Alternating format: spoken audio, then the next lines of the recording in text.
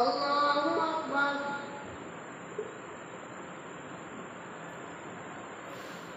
الحمد لله رب العالمين الرحمن الرحيم مالك يوم الدين إياك نعبد وإياك نستعين اهدنا الصراط المستقيم صراط الذين أنعمت عليهم غير المغضوب عليهم ولا الضالين. وإذ أخذنا ميثاق بني إسرائيل لا تعبدون إلا الله وبالوالدين إحسانا وذي القربى واليتامى والمساكين وقولوا للناس حسنا وأقيموا الصلاة وآتوا الزكاة ثم توليتم إلا قليلا منكم وأنتم معرضون.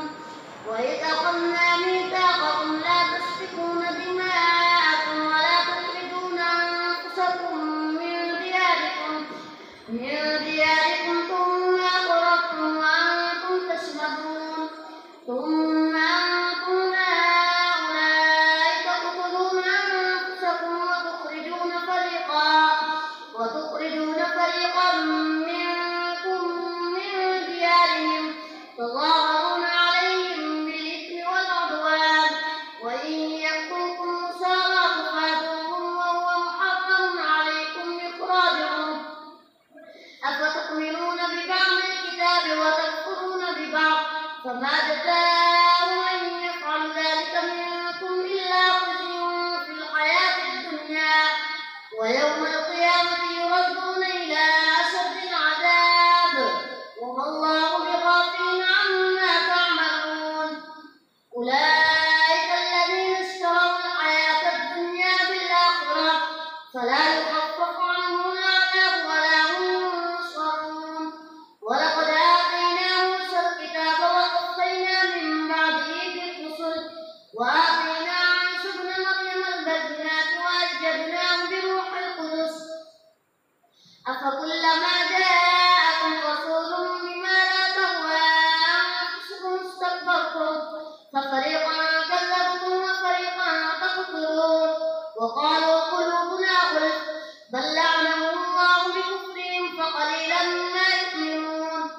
ولما جاءهم كتاب من عند الله مصدق لما معهم وكانوا من قبل يستفتحون على الذين كفروا فلما جاءهم ما عرفوا كفروا به فلعنة الله على الكافرين. بئس ما اشتروا به أنفسهم أن يكفروا بما أنزل الله بغيا أن ينزل الله من فضله على من يشاء من عباده فباءوا بغضب على غضب وللكافرين عذاب مهين. وإذا قيل لهم آمنوا بما أنزل الله قالوا نؤمن بما أنزل علينا ويكفرون بما وراءه وهو الحق مصدقا لما معهم. قل فلم تقتلون أنبياء الله من قبل إن كنتم مؤمنين. ولقد جاءكم موسى بالبينات ثم اتخذتم العجل من بعده وأنتم ظالمون.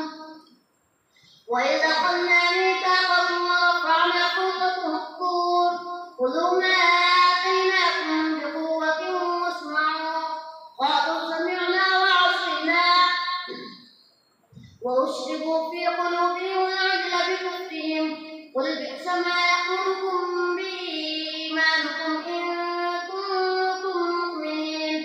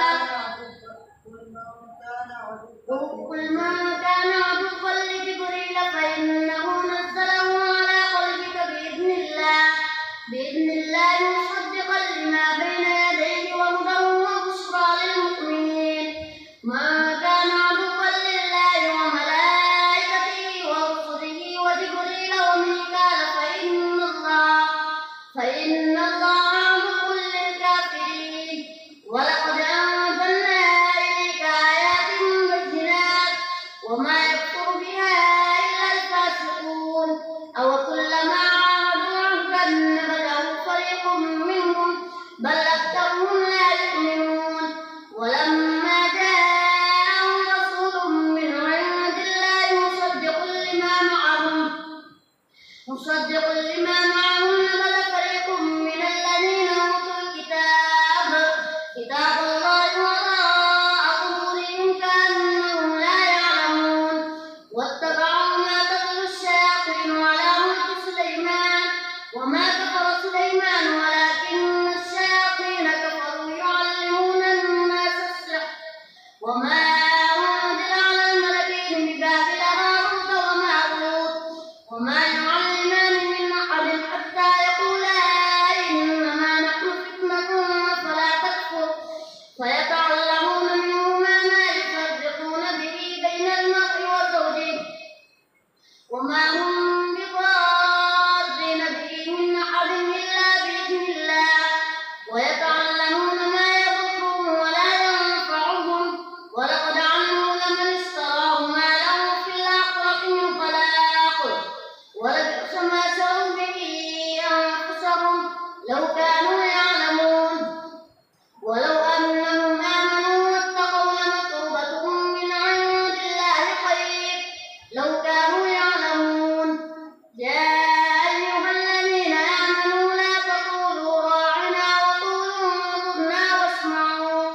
وللكافرين عذاب أليم ما يود الذين كفروا من أهل الكتاب ولا المشركين أن ينزل عليكم من خير من ربكم والله يختص برحمته من يشاء والله ذو الفضل العظيم ما ننسخ من آية أو ننسها نأت بخير منها أو مثلها ألم تعلم أن الله على كل شيء قدير ألم تعلم أن الله له ملك السماوات والأرض وما لكم من دون الله من ولي ولا نصير أم تريدون أن تسألوا رسولكم كما سئل موسى من قبل ومن يتبدل الكفر بالإيمان فقد ضل سواء السبيل ود كثير من أهل الكتاب لو يردونكم من بعد إيمانكم كفارا حسدا من عند أنفسهم من بعد ما تبين لهم الحق فاعفوا واصفحوا حتى يأتي الله بأمره إن الله على كل شيء قدير وأقيموا الصلاة وآتوا الزكاة وما تقدموا لأنفسكم من خير تجدوه عند الله إن الله بما تعملون بصير وقالوا لن يدخل الجنة إلا من كان هودا أو نصارى تلك أمانيهم قل هاتوا برهانكم إن كنتم صادقين بلى من أسلم وجهه لله وهو محسن فله أجره عند ربه ولا خوف عليهم ولا هم يحزنون الله أكبر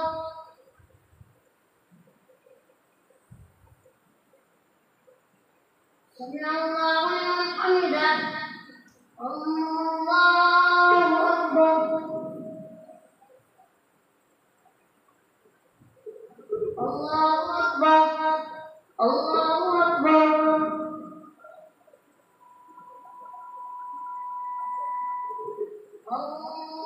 الله أكبر الحمد لله رب العالمين الرحمن الرحيم مالك يوم الدين إياك نعبد وإياك نستعين اهدنا الصراط المستقيم صراط الذين أنعمت عليهم غير المغضوب عليهم ولا الضالين وقالت اليهود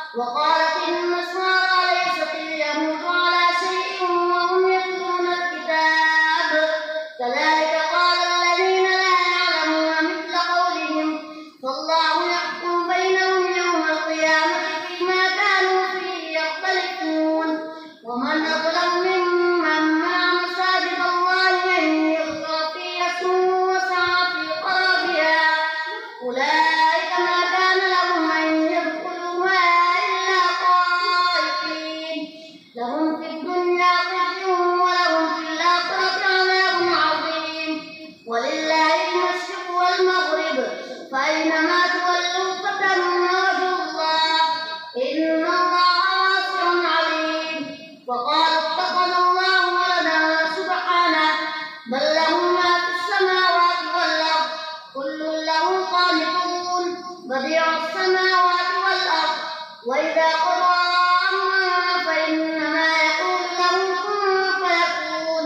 وقال الذين لا يعلمون لولا يكلمنا الله تأتينا آية كذلك قال الذين من قبلهم مثل قولهم تشابهت قلوبهم قد بينا الآيات لقوم يوقنون. إنا أرسلناك بالحق بشيرا ونذيرا ولا تسأل عن أصحاب الجحيم ولن ترضى عنك اليهود ولا النصارى حتى تتبع ملتهم قل إن هدى الله هو الهدى ولئن اتبعت أهواءهم بعد الذي جاءك من العلم ما لك من الله من ولي ولا نصير. الذين آتيناهم الكتاب يتلونه حق تلاوته أولئك يؤمنون به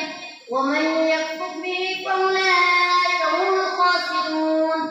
يا بني إسرائيل اذكروا نعمتي التي أنعمت عليكم وأني فضلتكم على العالمين واتقوا يوما لا تجزي نفس عن نفس شيئا ولا يقبل منها عدل ولا تنفعها شفاعة ولا هم ينصرون. وإذ ابتلى إبراهيم ربه بكلمات فأتمهن قال إني جاعلك للناس إماما قال ومن ذريتي قال لا ينال عهد الظالمين. وإذ جعلنا البيت مثابة للناس وأمنا واتخذوا من مقام إبراهيم مصلى وعهدنا إلى إبراهيم وإسماعيل أن طهرا بيتي للطائفين والعاكفين والركع السجود. وإذ قال إبراهيم رب اجعل هذا بلدا آمنا وارزق أهله من الثمرات من آمن منهم بالله واليوم الآخر قال ومن كفر فأمتعه قليلا ثم يضطره إلى عذاب النار وبئس المصير. وإذ يرفع إبراهيم